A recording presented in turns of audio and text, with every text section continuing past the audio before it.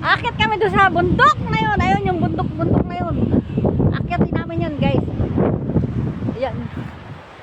Tingnan mo naman naka-outfit. Puting-puti. Ang lamig-lamig. Hindi ko talaga makita yun sa salamin ko. Kaya ito ang ginamit ko salamin. At least, safe na safe yung mata ko dito sa salamin na to. Gala ang dalawang inday. Nautakan ko yung aking maamo.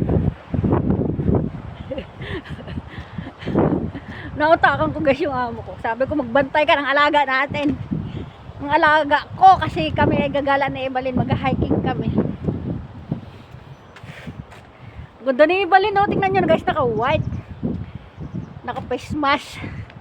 White din ang sapatos niya. Ayan, no?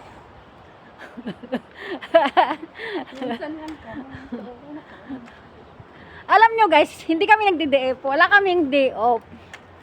Pero pre kaming gumala. Pag sinabi kong gagala kami, nakakagala kami ni Ebalin dalawa, sabay pa.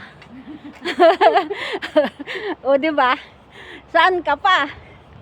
Ang dalawang inday ng Taiwan. Daming kalukuhan pinagagagawa. Ayan. Maiba-iba naman. Puro na lang kain ang ating ipinupost. Pwede namang ano. Ebalin mo itong siksi mo. Siksik pa. Hindi pa siksik. Tinanggal niya yung pangibabaw. Parang ang laki ko kasi. O, di ba magandang tingnan niya. Kasi sinasabi ko sa'yo, maniniwala ka sa akin kung magandang outfit mo. Huwag mo sundin yung ano mo kasi magaling yung mata kong mag-tutorial. Ayan na guys. Hanggang dito na lang muna.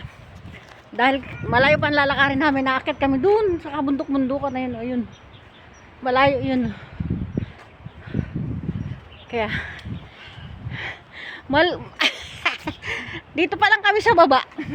Hinihingal na ako. Eh paano pa kung ano? Kung umakyat na kami doon sa mahaba. Tagal na niya yung inaalagaan. Oo. Oh, nakita nyo guys. Mga caretaker, mga tulak-tulak yung kanilang mga alaga. Oo, matagal na yung lalaki na yung matagal na nag.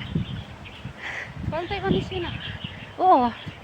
Halata ako sa yung mata, Ebalin. Lumalag ang kilay mo. Kaya ano. Gumaganda si Ebalin guys. Magkaka-boyfriend ako. Humanda ka lisngag. Magkaka-boyfriend na si Ebalin din eh. May magpabalo-balo lang dito. Ang gaban agad. Dito yun. Daan papunta dun. Yun nga, ba't alam mo? Ay, bahala ka dyan. Basta yun ang alam ko. Susunod lang naman ako sa'yo. Wala akong alam. Okay na guys. At hindi namin alam ang aming pupuntahan. First time kasi namin itong gumala. Bye, mamaya ulit.